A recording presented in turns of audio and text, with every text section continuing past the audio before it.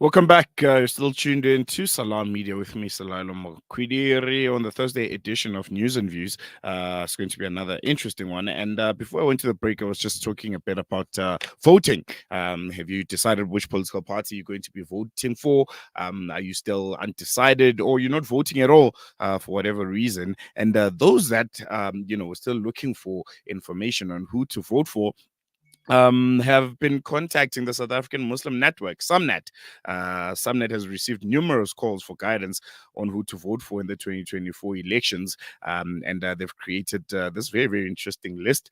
And there's a maybe and a maybe not. On the maybes, you have parties like Al Jama, the Allied Movement for Change, African National Congress, and Rise Mzansi. On the maybe not, we have the Democratic Alliance, Action SA, Economic Freedom Fighters, Umkhonto weSizwe, Patriotic Alliance, and Inkatha Freedom Party. And included on that list is Musima Manis Build One SA, and they say plus others in the Moonshot Pact. And as Subnet, they makes a disclaimer that you are still the one that's responsible for educating yourself.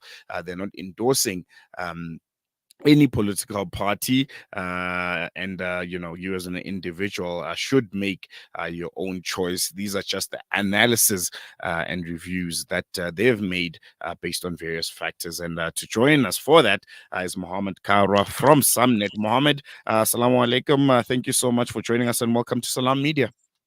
Wa alaikum salam, and jazakallah for having me on. Assalamu alaikum to all of your listeners.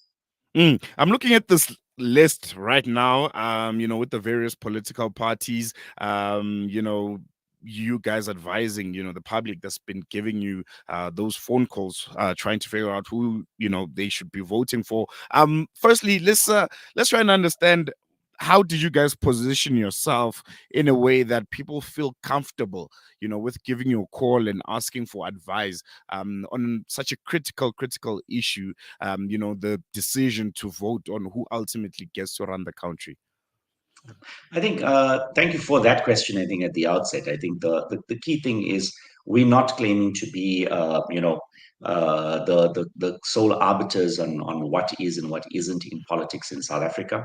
However, Samnet's been working in the space of political activism, political inclusion, participation for close on to 20 years now. So we kind of have put in the hours, put in the effort, done all of the legwork, spent the time learning how to do this over that time, despite the fact that some of the people on our team have got even longer experience in this, and we do tap into all sorts of expertise. We attend the meetings, we listen to the podcast. We're doing all of that as an ongoing basis, not just in the time leading up to the election, but over 20, almost 20 years. And so we start off from that basis, that's the foundation of where we are coming from.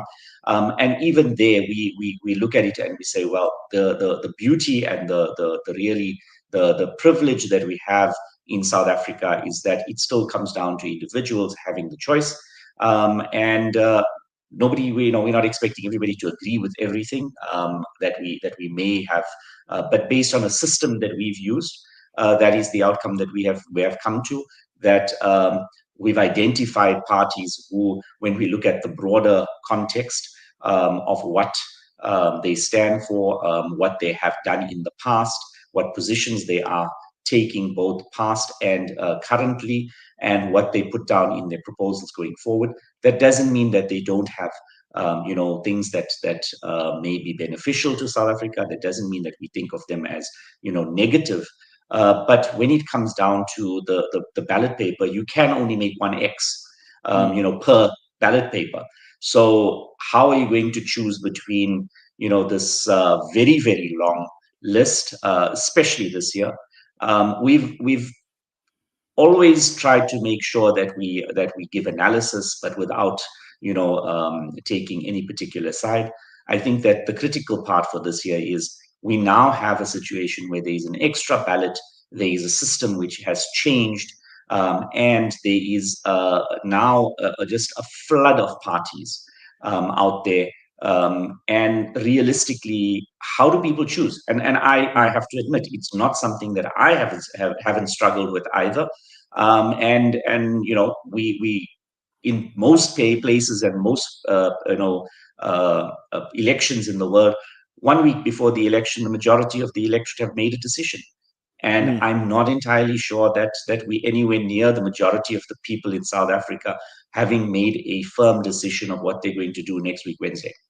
Mm. And I want us to just jump in on those analysis that you made, but first, look into the two categories that you have put the parties in. You have the maybes and the maybe nots. What went to creating these categories? What did you look at that led you to ultimately decide which political party you're going to be placing in which category?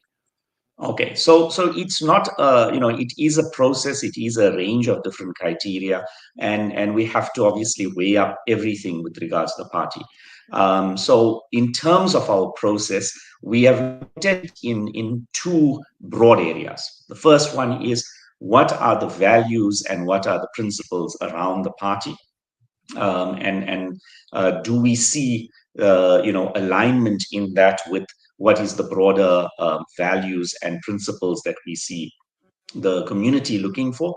And then secondly, what is it with regards to voting from a strategic perspective? Because we have to recognize that you only get one vote, and your vote needs to be as effective as possible.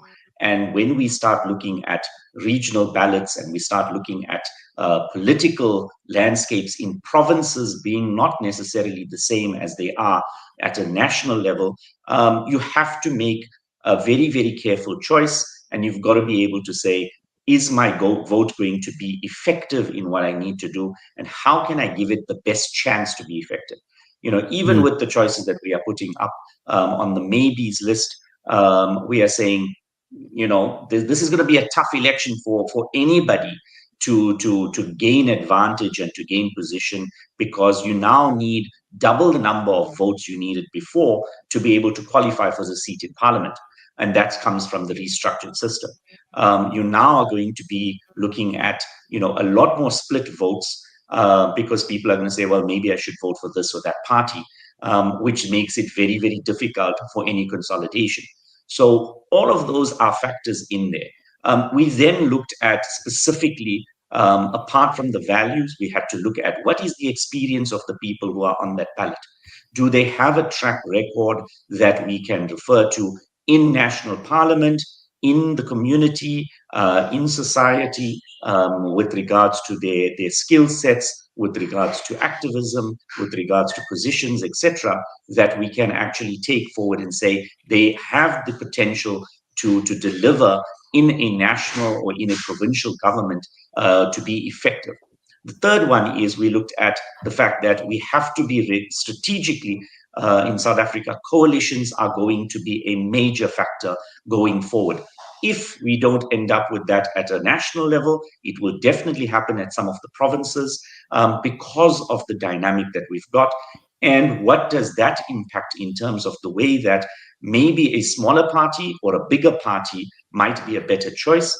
And then thereafter, what are the future plans that the parties are putting forward? So some parties are very much about what they want to fix, and then others are a little bit more about what we want to create for South Africa.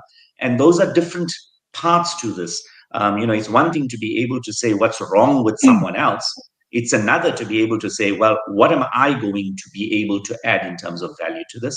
And then lastly, it is, we have to recognize that there is a very, very strong block.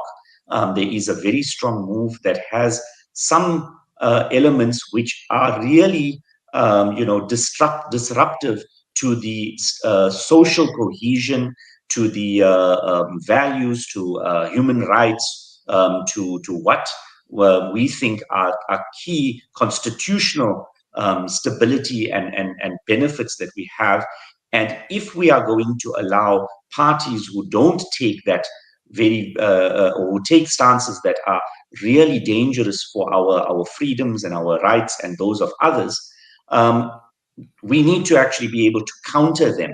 And that's a very difficult balance to be able to put in. So the position has been around that. We have had to try and narrow it down. We can't go out there and say, analysis of 100 and somewhat individuals and parties and then take it to 9 provinces. We have to be able to make it something that is easily understandable and reachable for the public.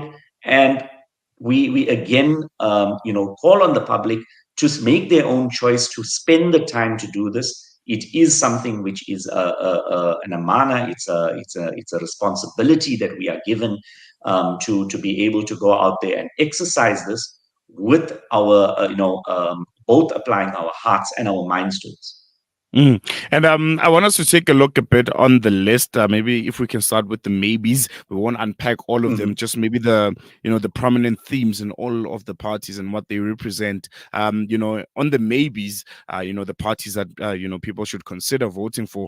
You have Al Jama, you have the newly formed AM4C, you have the African National Congress, and then you have Rise Mzansi.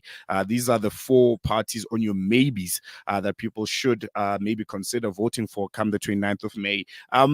What is becoming a prominent overarching theme going to these elections on whether or not people get to vote for a party has been the issue of Palestine. People have been looking at political parties and their stances on the ongoing genocide in Gaza and the ongoing oppression on the people of Palestine, and kind of like ticking that box or not ticking that box when it comes to whether or not they'll consider voting for a political party. Is this something you guys also looked at, when giving that advice? And also, if you could share some of the common themes with these 4 parties that are in the maybe list, and just share why they are there specifically. Okay, so the process that we have used actually is the other way around. We've kind of looked Mm, at the maybe nots first, and the reason for this is that we recognize that at this point in time, no party meets everyone's expectations on everything. mm, So it's easier to be able to say which ones are the ones which don't meet a particular group of red lines. It's not just one issue. So, for example, on the maybe nots, we know that the EFF have come out very strongly in support of Palestine, but mhm, unfortunately, they've fallen into our maybe nots list for other criteria. At the same time, there are parties on our maybes list who may have taken positions which we don't agree with, but they have taken positions which are pro Palestine, but not wholly and solely on that basis. They need to be considered. So when we start with the maybe nots list, it's not just about Palestine. It is a huge factor for some people in the community. It might be a make or break factor and the only factor. For others, it may be a less, and not as critical as maybe some of their local and immediate needs. And we respect that because each person has to make their choice, on a very very complicated and complex web of different challenges. mm, But yes, we do think that Palestine is a major issue. And in part, we find that is a major issue because the concern we've got is if we cannot consider human rights at a genocide level mm, in any part of the world, then what values can we expect from a group of people or a party when it comes to something local? And that over there is why the Palestine factor is a red line. And some of the parties, in our view, have crossed it. So that's one of the reasons that is there.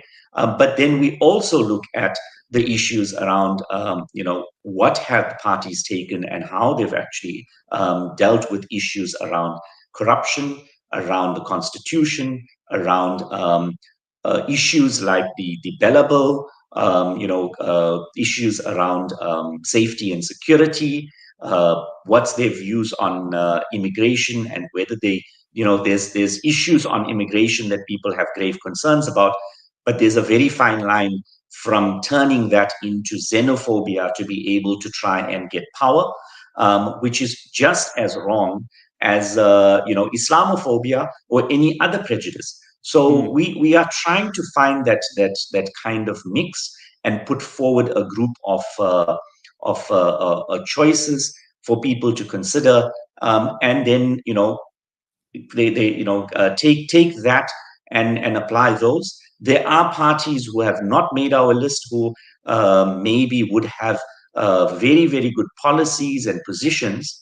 However, we have to also be very, very cognizant of, do they have the numbers? Because if a party, and we might have an exceptional candidate either at a regional level or an exceptional party, but can they make 85 to between 60 to 85,000 votes to be able to count?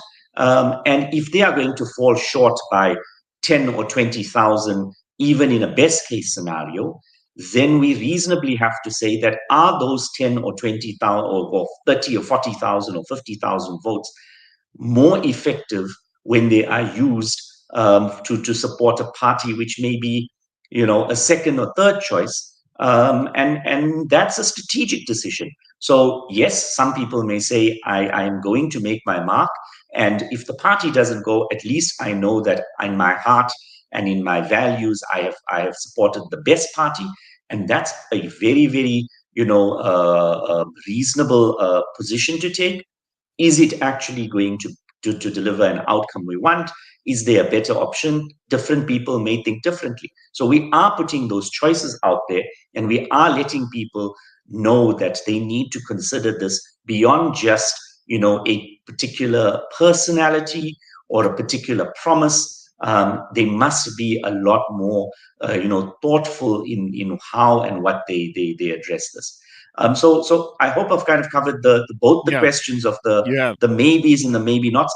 As we're saying in the maybe list and in our details, even among the maybes, there are things which they have as maybe again challenges, weaknesses, or they're going to have to prove themselves in the case of one or two, and we cannot guarantee that parties are going to take positions post-election, especially in a coalition environment, which are necessarily going to be the ones that you or I or any individual voter may, in retrospect, say we agree with.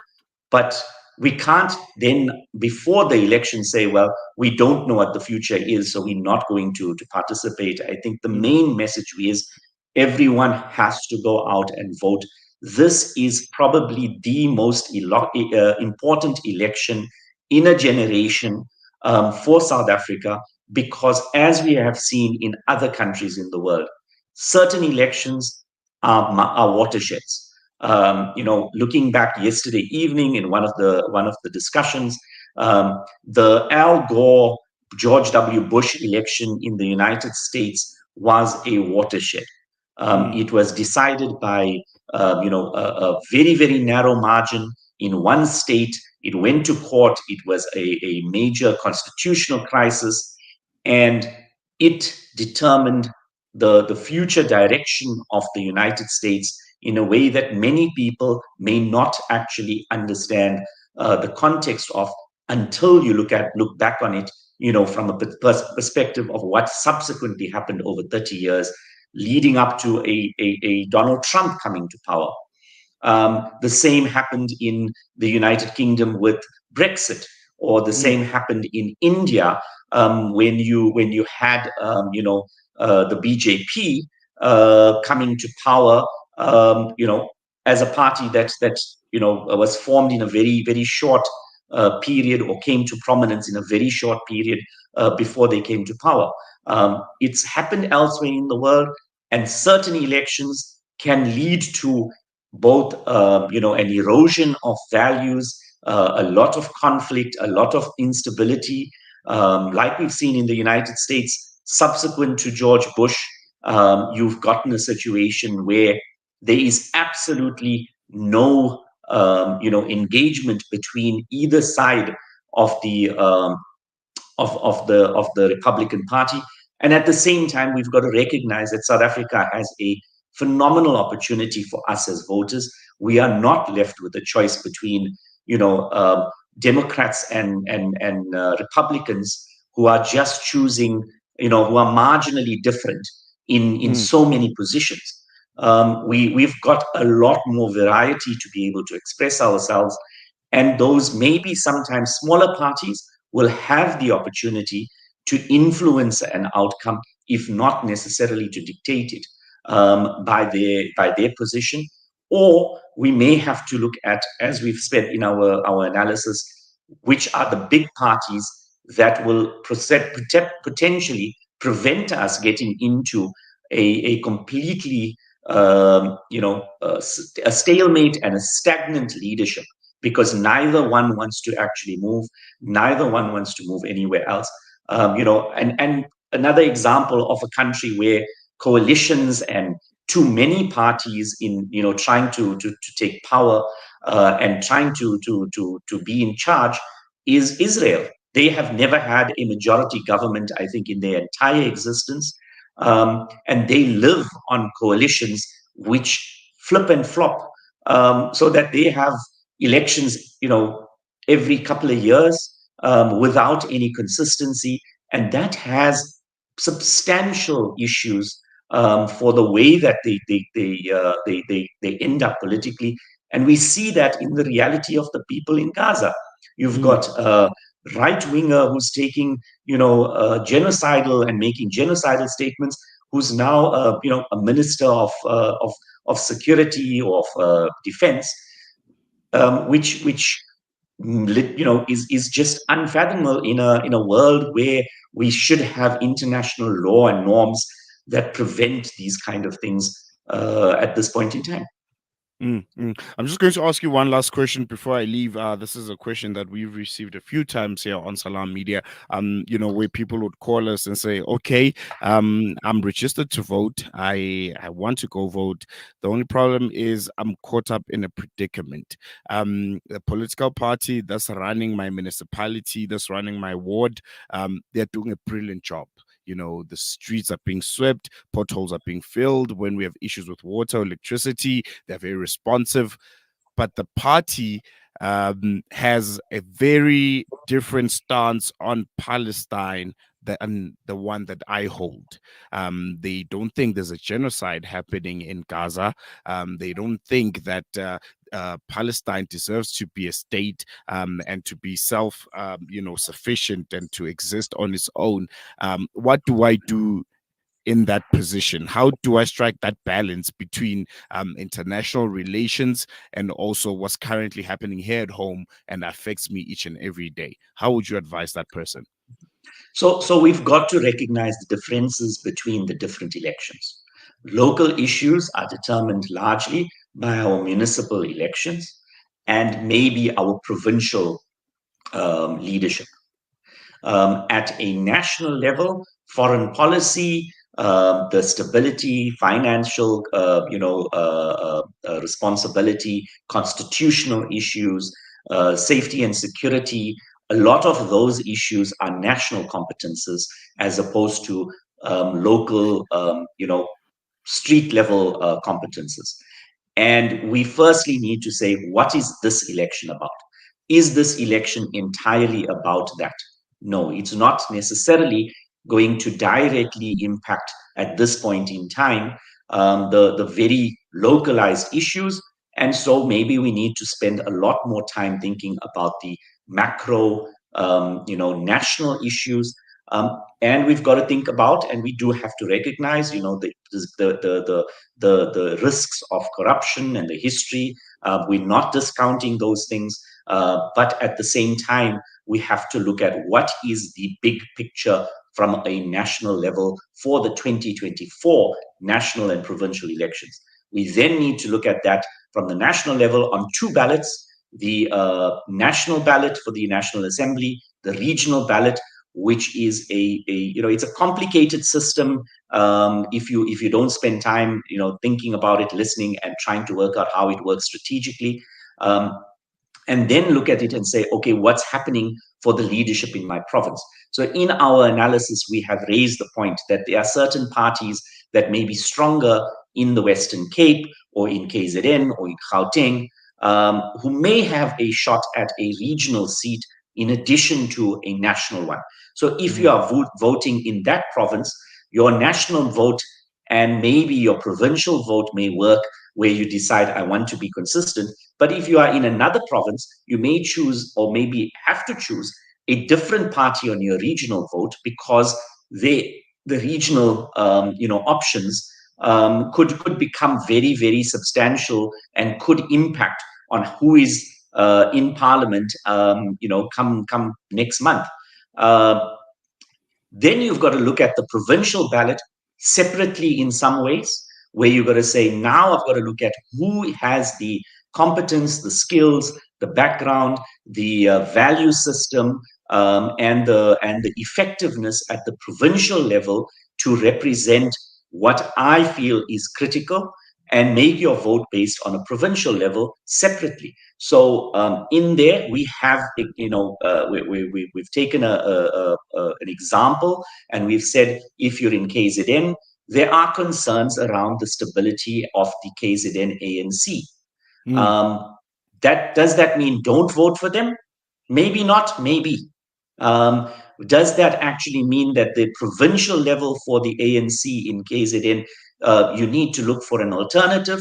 Maybe. But would it make sense for someone to vote for a party that are not likely to achieve, 60 to 80,000 votes at a provincial level, to be able to get a seat in the provincial parliament?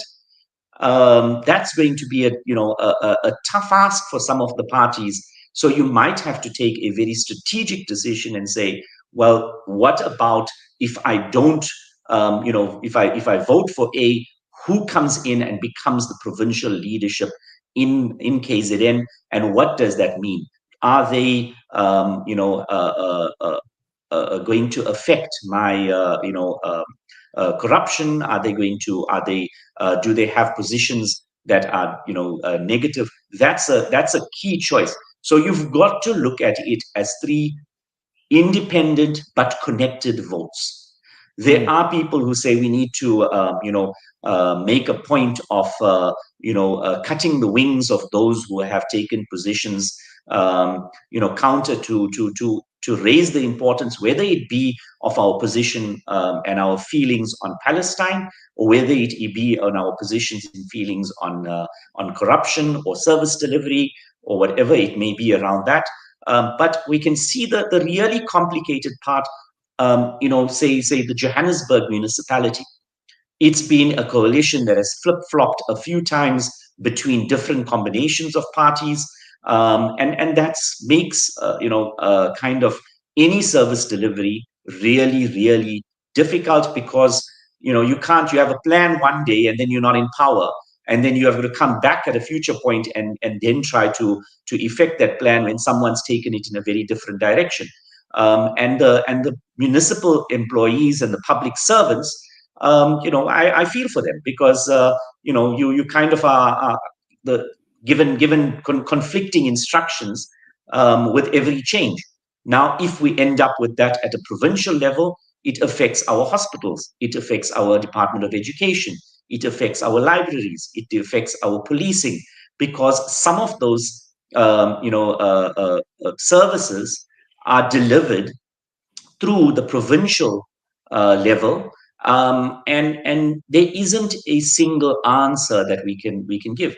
If you are in a province like Limpopo, or in Northwest Province, or maybe in the Eastern Cape, do the parties that maybe have potential at a national level, are they really likely to be able to get 60 or 70,000 votes or more to be able to get a seat in a provincial parliament there, when they may very, very easily be able to do so in maybe the Western Cape or Gauteng? So we're not in a position to say, you know what, you must vote for A, B, and C on your ballot. You don't need to vote for all three, in the same. You may choose to, and that is also in some cases a viable option, but there has to be some thought. And we're asking the public, take the next week.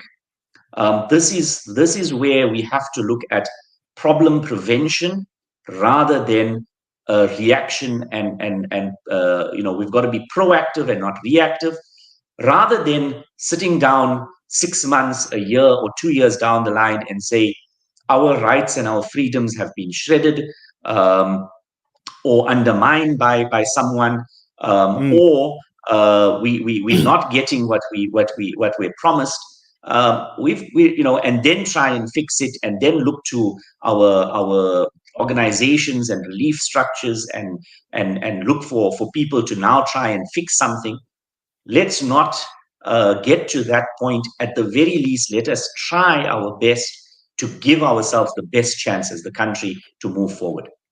All right. I think we're going to leave it there. Mohammed, Jazakallah so much for giving us that breakdown. I think it's a very, very important one and very informative leading up to the elections. We're going to leave it here, and I'm sure we're going to catch up once the elections are finished, and we take an analysis of, that list that you guys made and the outcomes I, thereof.